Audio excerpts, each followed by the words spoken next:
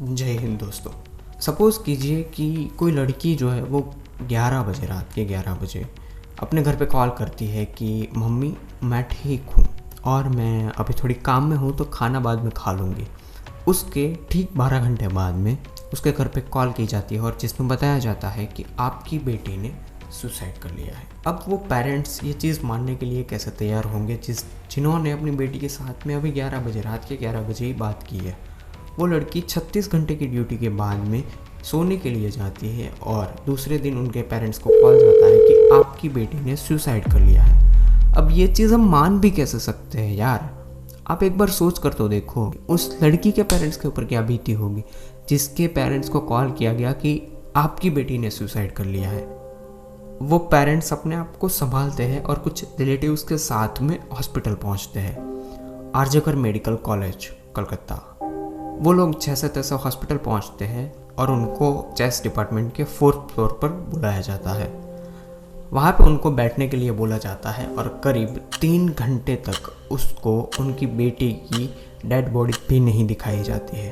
उनके पेरेंट्स ने काफ़ी सारे लोगों से रिक्वेस्ट करी, फिर वो मैनेजमेंट हो या फिर वहाँ की पुलिस हो, सबको रिक्वेस्ट किया कि हमें हमारी बेटी को एक बार देखने दो। लेकिन वो लोग पेरेंट्स को उसकी बेटी की डेड बॉडी नहीं दिखा रहे थे। फिर जाके 3 घंटे बाद उसके पापा को एक ही को अलाउ किया गया कि आप सेमिनार हॉल में जाके अपनी बेटी को देख सकते हो, लेकिन वो भी कुछ ही मिनट तक।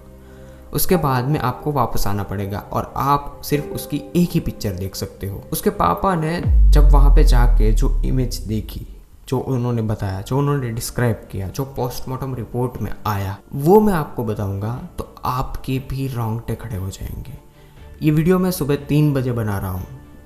जब ये चीज़ें मैं याद भी कर रहा हूँ, जब ये चीज़ें मैं केस के बारे में रिसर्च भी कर रहा था, तब मेरे खुद के रोंगटे खड़े हो गए थे। मुझे भी ऐसा लगा था कि कोई इंसान इस तरीके से कैसे कर सकता है। जब उसके पापा ने उसकी बेटी को आधे कपड़ों के बिना देखा, उसने देखा कि उसकी बेटी की आंख में से खून निकल रहा है, उसके मुंह में से खून निकल रहा है, उसके प्राइवेट पार्ट में से खून निकल रहा है और साथ ही साथ उसके मुंह पे ऊपर निशान, उसकी कॉलर बोन टूटी हुई है।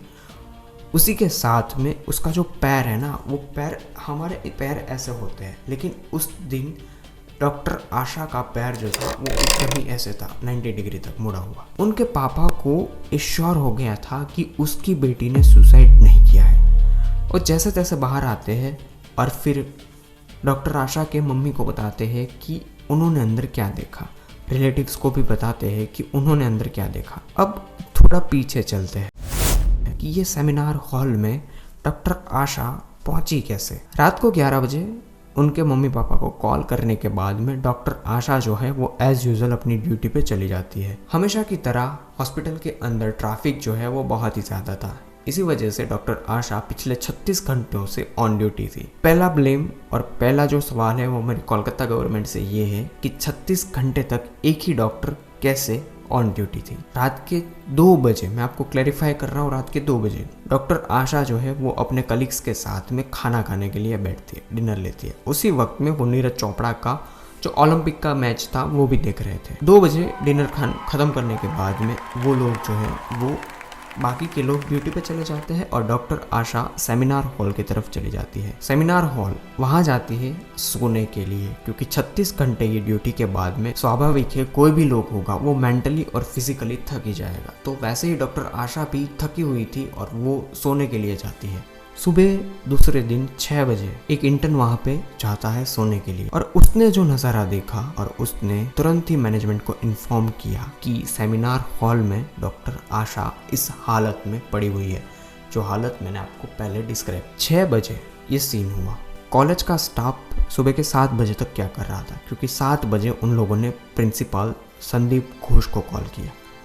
ये पूरी टाइम लाइन आप देखना। 7 बजे संदीप घोष को कॉल किया। संदीप घोष 1 घंटे बाद हॉस्पिटल पहुंचता है। हॉस्पिटल आने के बाद में वो तुरंत ही उसे देखता है और संदीप घोष 8 से 9 बजे तक अपने आप को अपने कमरे में बंद कर लेता है। अभी तक पुलिस को कहीं भी इन्फॉर्म नहीं किया है, आप ये चीज़ ध्यान में रखना। 9 बजे जाके संदीप घोष पुलिस को बताते हैं और पुलिस आती है और पूरे केस को देख। अभी तक उनके मम्मी पापा को कुछ भी नहीं बताया गया था। डॉक्टर आशा के मम्मी पापा को अभी तक इन्फॉर्म नहीं किया गया था।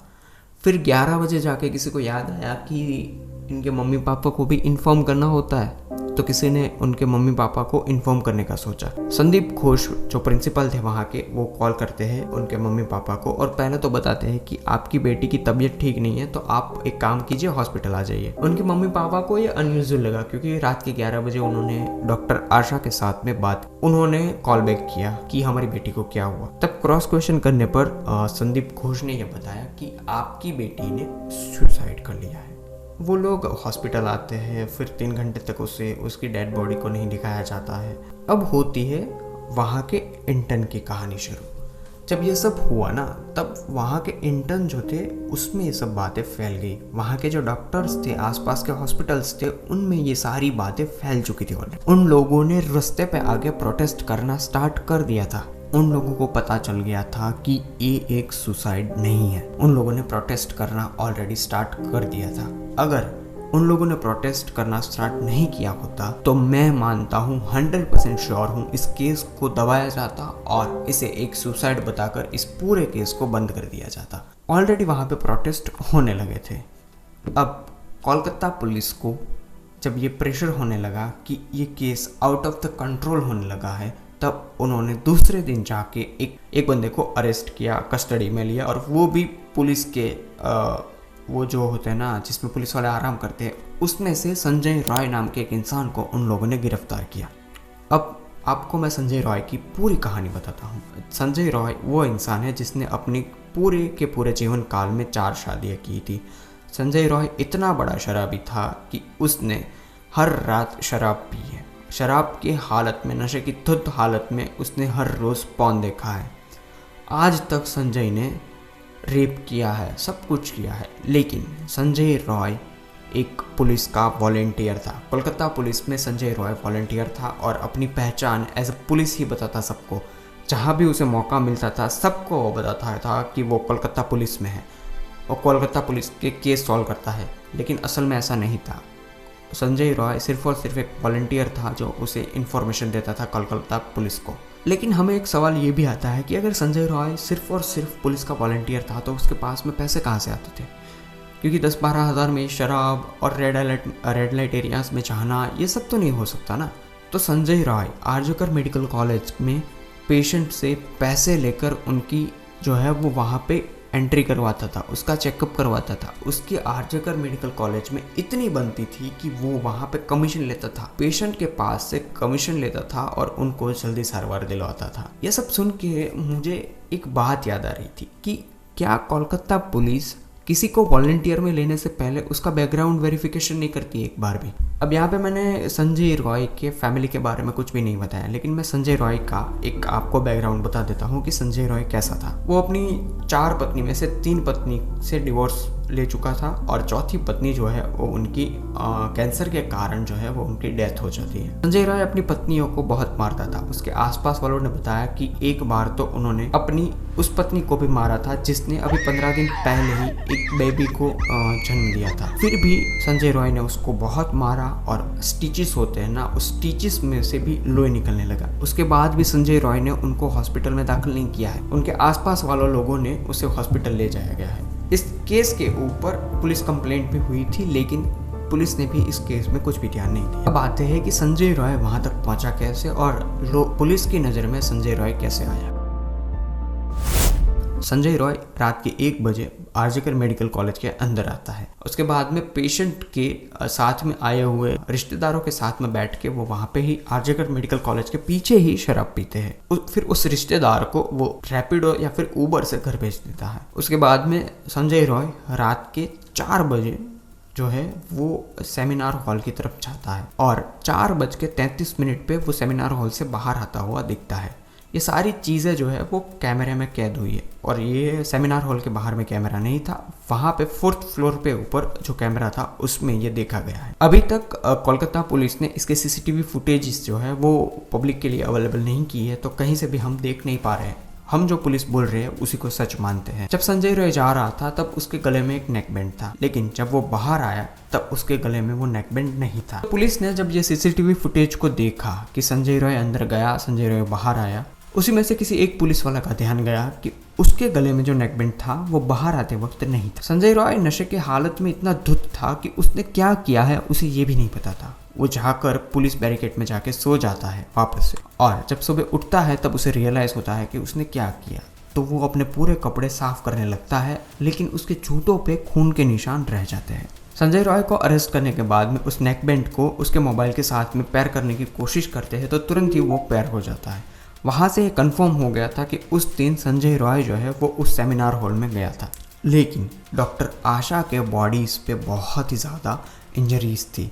उसका कॉलर बोन टूटा हुआ था, उसका लेग जो है वो 90 डिग्री पर था। उसी के साथ में एक और भी सस्पिशियस चीज़ यहाँ पे पता चली। डॉक्टर आशा के प्राइवेट पार्ट में से 150 ग्राम ऑफ सीमन मिला, जो बिल्कुल ही अनयूजुअल है, क्योंकि एक मेल की बॉडी में से एक टाइम पे 0.5 से 1.5 मिलीग्राम तक ही सीमन प्रोड्यूस हो सकता है, और 30 मिनट के अंदर अंदर इतना सीमन प्रोड्यूस होना किसी भी तरीके से पॉसिबल नहीं है।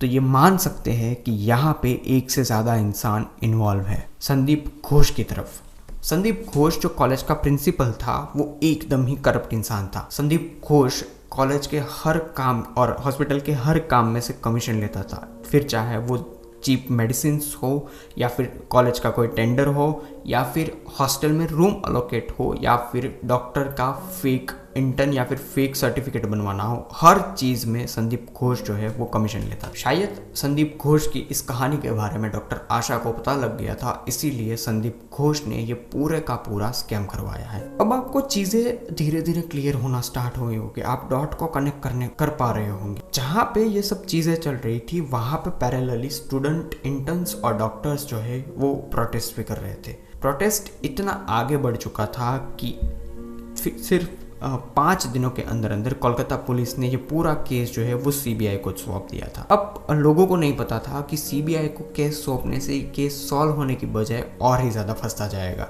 जैसे ही केस को सीबीआई को सौंपा गया 14 अगस्त को, ये लोग बहुत ही पीसफुली प्रोटेस्ट कर रहे थे, लेकिन उसी वक्त 1000 से ज़्यादा लोगों की मॉब वहाँ पे आती है और वो इन पीस प्रोटेस्ट कर रहे हुए लोगों के ऊपर अटैक करना स्टार्ट कर देते हैं, और कॉलेज के अंदर जाके जो क्राइम सीन था उसको डिस्ट्रॉय करने की पूरी कोशिश करते हैं। इसी वक्त पे कोलकाता पुलिस जो है वो वहां से भाग निकलती। लोगों को बचाने की बजाय कोलकाता पुलिस अपनी जान बचा के वहां पे भाग चुकी। अब संजय रॉय जैसा इंसान जो एक पुलिस का वॉलंटियर था, सिर्फ और सिर्फ पुलिस का वॉलंटियर था और शराब पीता था, क्या उस बंदे की इतनी पहचान हो सकती? क्या उस बंदे को बचाने के लिए 1000 लोगों की भीड़ आ सकती? ये यहाँ पे सबसे बड़ा सवाल है। दूसरी चीज, इन लोगों को किसने भेजा? क्योंकि संजय रॉय का ये काम हो ही नहीं सकता। मैं मान ही नहीं सकता कि संजय रॉय 1000 लोगों को भेज सकता है एविडेंस को डिस्ट्रॉय करने के लिए। संदीप घोष के ऊपर एक ये भी आरोप लगा है कि तुम्हें पता था ये क्राइम सीन है, तो क्राइम सीन के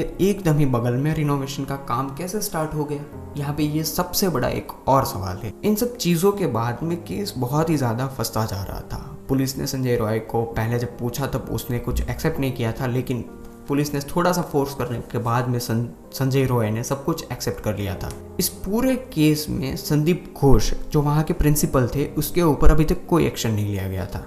संदीप घोष ने फाइनली वहां से रिजाइन किया, लेकिन उसके रिजाइन करने के 9 घंटे बाद ही उसको national medical college of Kolkata के अंदर फिर से एज ए प्रिंसिपल अपॉइंट किया गया। फिर जाके वहां की कोलकाता हाई कोर्ट ने उसको भी हटा दिया और उसको छुट्टी पे भेज दिया। लेकिन मैं मानता हूँ इस पूरे के पूरे केस में संजय रॉय जो है वो अकेला इंसान नहीं हो सकता है, क्योंकि अगर आप पोस्टमार्टम रिपोर्ट को देखो, आप एटॉप्सी रिपोर्ट को देखो, तो आपको वहाँ पे क्लियरली पता चलेगा कि डॉक्टर आशा ने अपनी लास्ट सांस तक वहाँ पे लड़ने की कोशिश की है। उस रूम में वो चिल्लाई होगी और रात के 4 बजे के प्रिंट ऑफ साइलेंस में उसकी आवाज़ ज़रूर से बाहर गई होगी। तो ये एक बंदे का काम हो ही नहीं सकता।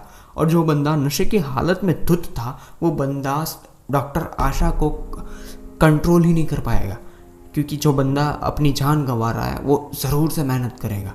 वो अपने अंतिम सांस तक जरूर से लड़ी होगी। तो यहाँ पे मैं मानता हूँ कि संजय रॉय अकेला इंसान नहीं है, इस केस में संदीप घोष भी शामिल होंगे ही होंगे। इसी के साथ में एक और भी बहुत ही सस्पिशियस चीज हो रही है इस केस के अंदर। संदीप घोष के ऊपर अभी तक कोई आरोप नहीं लगा है। पूरे देश में इसके बाद में प्रोटेस्ट होना स्टार्ट हो चुका था, लेकिन कोलकाता पुलिस हर किसी को नोटिस भेज रही है, हर किसी को लीगल नोटिस भी भेज रही है। तो ये चीज़ें जो हो रही है ना, वो कहीं ना कहीं पॉलिटिकली भी बहुत ही ज़्यादा लिंक हो रही है। कई सारे लोग डॉक्टर आशा को भूल चुके हैं और इसे एक पॉलिटिकल मुद्दा बना रहे हैं।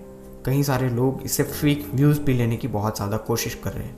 अगर आप इस तरीके से और भी वीडियोस चाहते हो, आप इस तरीके से और भी रियल क्राइम स्टोरीज जानना चाहते हो, तो इस चैनल को सपोर्ट ज़रूर से ज़रूर कीजिए और चैनल को सब्सक्राइब और साथ ही के साथ में इस वीडियो को लाइक ज़रूर कर दीजिए।